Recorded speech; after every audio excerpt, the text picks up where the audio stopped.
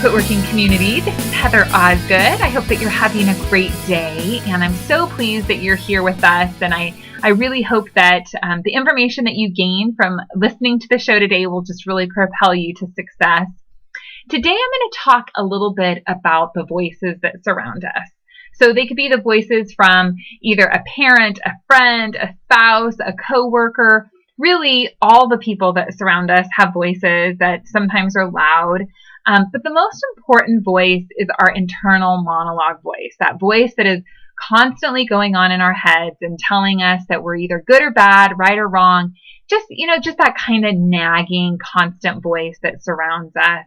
We're going to talk a little bit about that and how we can change the voice. So I wanted to tell you a little bit about how I came up with this topic. And I have the extreme pleasure of being able to homeschool my daughter 3 days a week. She goes to a school where 2 days a week she goes to an actual school and 3 days a week we homeschool. And I feel very blessed to have the opportunity to homeschool her. And the only reason I can homeschool her is because I am a business owner and I would never be able to do this if I had a regular job. And so I do really want to just encourage you that you should set those goals and you should go after the things you want in life, because I never thought that homeschooling my children would be an option, and it is, and it's been an awesome blessing and just really a cool experience. Of course, we have our good days and our bad days, and being with children a lot is always challenging, but I learn a lot, and it's been just a really great experience. And part of what we do at her school is we really dive into literature and history, which I just love, because we have read some phenomenal books, and there's just really some awesome literature out there. Even at the age of 6, she's been exposed to so many great things, and I really love it. We read a lot, and this week we had the opportunity to read a story, which is why I'm sharing this with you, because as we were reading this story, it just hit me that I had to share this with the How to Quit Working community. I just absolutely loved it, and I really felt like it just resonated with me so deeply that I wanted to share it with you and talk to you about it a little bit. It's a story called The Singing Tree, and it comes from the Arabian Nights. And if you've never read any Arabian Night stories, you might pick a book up. There's 1,000 of them out there. There's all kinds of choices. And there's actually 1,001 Arabian Nights. There's 1,001 stories that compile the book. And it's pretty intense. There's all kinds. But this particular story, The Singing Tree, was a great one. And in this story, there are 2 brothers and a sister, and they're on this adventure, on this mission to find this singing tree and this talking bird. And through the process of trying to locate this singing tree and this talking bird, 2 of the brothers get turned into stone, and the sister comes after, and she's looking for her brothers. They've turned to stone, and when she gets to the place where they were turned to stone, she asks a different question than they did. And that is so crucial in your journey, in your path in life, is to think about asking a different question. We always ask ourselves the same questions, and when we ask the same questions, we get the same answer. If we want a different answer, we need to change the questions that we're asking and really think about the questions we're asking. What I thought was so cool about reading this story was that my 6-year-old was able to pick up on that. She said, "Gosh, Mom, the sister really did things differently. She really thought about what was going on, and she was really using a lot of wisdom in the process." And it was so cool that a 6-year-old could pick up on that, because sometimes kids do pick up on things in life that we as adults totally miss. And so I just want you to really think about changing your question, changing your approach. And when you change your approach, you're going to get a different outcome, and that's so crucial. Now, asking this different question not only got her a different result, but it got her the result that she was wanting. And so I'm just going to read you just a short little snippet of the story, because I really felt like it was very powerful. "The difficult part is to resist the voices that will shout at you from the mountain." "How can I resist the voices?" she asked anxiously.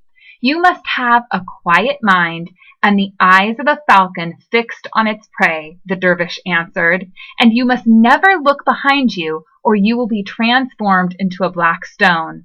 "I can be like a falcon," she said.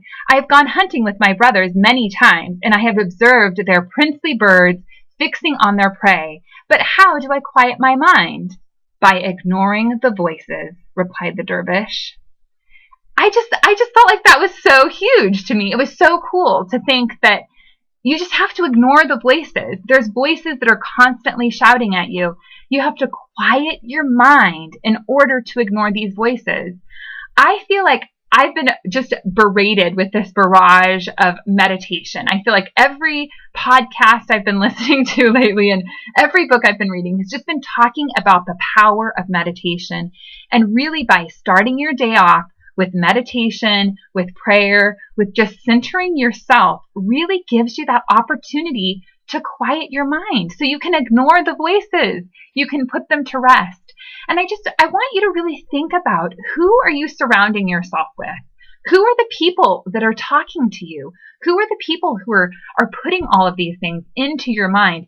And not all of us have histories. All of us have parental experiences or teacher experiences or mentor experiences where maybe somebody was really critical of us at some point. Somebody did something to make us really judge ourselves or not to feel secure in who we were or really to value what we bring to the table. And I just want you to really think about that. Think about that stream of voices and think about the thoughts that are constantly going through your head. Think about the questions that you're asking yourself. Is that making you a better person? Are those thoughts making you a better person? Are they making you the person that you really are meant to be? Or are they just tearing you down? Really, we have to think about that internal monologue. And in order to change that internal monologue, you have to put something different in. You have to replace those thoughts that are really just holding you down with affirmations. Affirmations work extremely well. Changing your mindset, really getting a reset. So every time you think, I can't do this, or I'm going to fail, or I'm not going to make enough money, I'm going to be poor, I'm going to have to go on welfare, no one's ever going to hire me again if I quit my job. You have to replace all of those fearful thoughts, all of those really awful, devastating thoughts that are going through your mind with affirmations that say, you know what? I can do this. I can be the person that I need to be.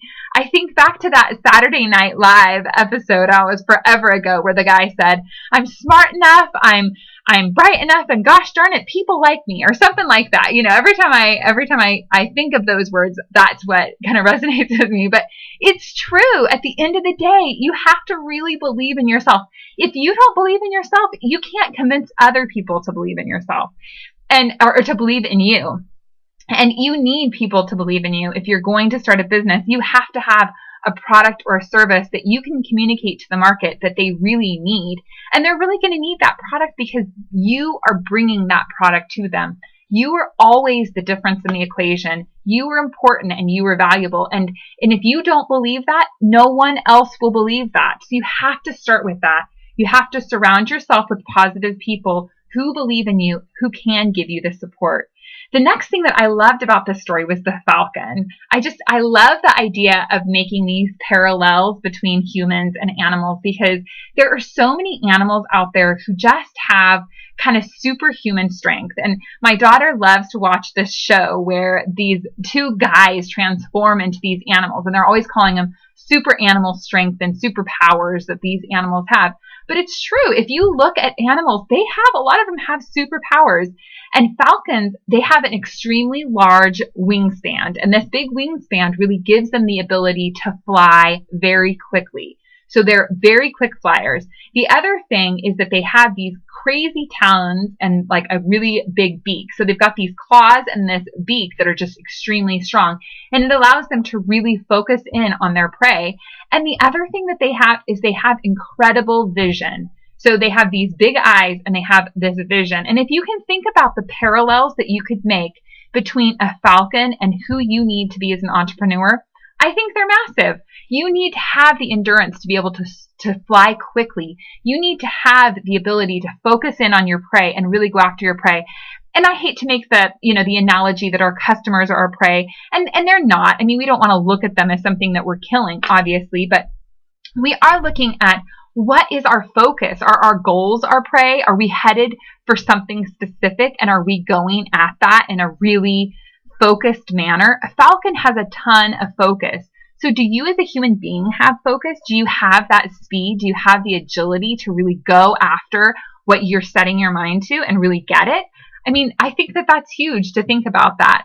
And then I just think about vision. Are you as a business owner or you as an entrepreneur able to have that vision, having a deep vision to really see what the end is going to be like before you even begin is just incredible.